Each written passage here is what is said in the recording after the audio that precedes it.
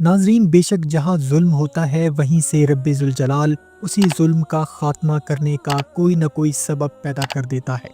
دنیا میں سب سے زیادہ جتنے بھی اسلام کو لے کر اور نبی پاک حضرت محمد صلی اللہ علیہ وآلہ وسلم کو لے کر توہین کی گئی ہے، اس میں ڈنمارک اور ناروے سب سے آگے رہے ہیں۔ لیکن اب ڈنمارک سے ایک ایسی خبر آئی ہے کہ جس کو سن کر آپ حیران بھی ہوں گے اور اللہ سبحانہ وتعالیٰ کے رحمتوں پر اس کا شکر ادا بھی کریں گے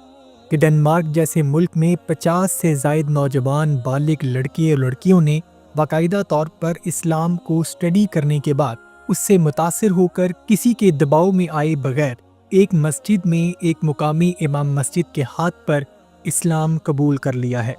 اس میں زیادہ تر لڑکے اور لڑکیاں عیسائی مذہب سے تعلق رکھتے تھے اور کچھ یہودی بھی تھے، اور ان میں کچھ نوجوان لڑکیاں اور لڑکے ایسے بھی تھے جو ایتھیسٹ تھاٹ کو ماننے والے تھے، یعنی وہ آج سے پہلے کسی دین کو نہیں مانتے تھے۔ وہ اپنے ماں باپ کی طرف سے تو بائی برتھ عیسائی تھے، لیکن ان کو عیسائیت نے بطور مذہب کبھی بھی متاثر نہیں کیا تھا۔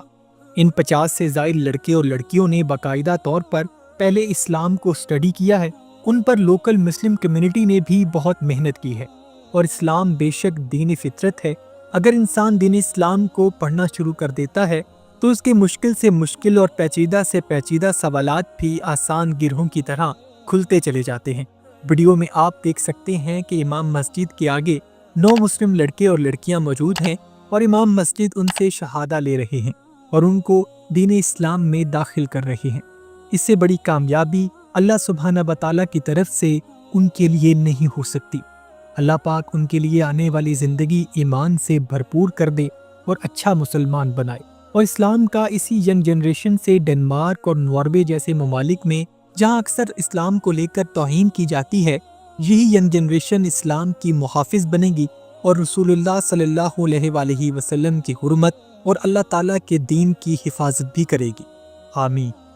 ناظرین، ان نوجوان لڑکے اور لڑکیوں کا مزید کہنا تھا کہ انہوں نے اسلام کو سمجھنے کے لیے سب سے پہلے قرآن کو پڑھنا شروع کیا، اور ہمیں سہولت ملی کہ ہم نے اپنی ڈینش زبان میں ہی اس کو پڑھا اور سمجھا، اور جب ہم نے لگاتار اسلامک سینٹرز جانا شروع کیا تو ہمیں مسلم بردرز اور سسٹرز نے بتایا کہ اسلام میں انسانی حقوق اور عورتوں کو کس قدر اہمیت اور عزت دی جاتی ہے،